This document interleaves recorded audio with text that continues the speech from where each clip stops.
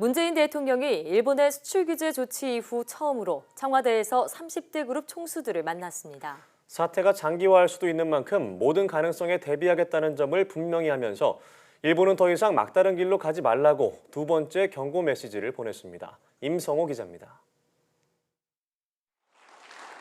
문재인 대통령이 청와대 본관에 입장하면서 긴장된 분위기 속에 30대 그룹 총수들과의 간담회가 시작됐습니다. 전례 없는 비상 상황이라며 말문을 연 문 대통령은 특히 일본의 수출 제한 조치가 장기화할 수 있다고 처음으로 언급했습니다. 우리의 외교적 노력에도 불구하고 사태가 장기화될 가능성을 배제할 수 없습니다. 매우 유감스러운 상황이지만 모든 가능성에 대비하지 않으면 안 됩니다.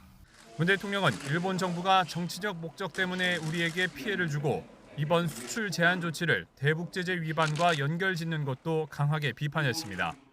아무런 근거 없이 대북 제재와 연결시키는 발언을 하는 것은 양국의 우호와 안보 협력 관계에 결코 바람직하지 않습니다. 일본의 수출 제한 조치가 세계 경제에도 악영향을 미치게 된다면서 국제 공조도 추진할 뜻을 밝혔습니다. 일본의 우리 기업에 대한 수출 규제가 결국 미국이나 중국 등의 첨단 IT 산업에도 피해를 줄 수 있기 때문에 함께 대비하겠다는 의미입니다. 문 대통령은 지난 8일 언급한 민관 비상 대응 체제를 더 구체화했습니다.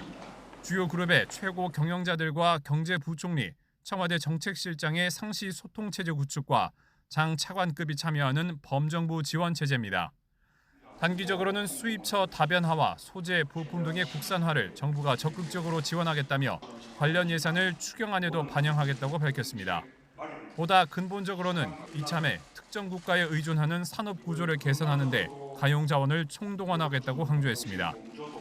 간담회에는 삼성과 현대차, SK, LG, 롯데 등 5대 그룹을 포함해 자산 10조 원 이상 대기업 집단 30곳의 총수들과 경제단체장 4명이 참석했습니다. 문 대통령은 우리의 외교적 해결 노력에 일본 정부가 화답할 것을 촉구하면서 더는 막다른 길로 가지 않기를 바란다는 두 번째 경고 메시지를 보냈습니다. YTN 임성호입니다.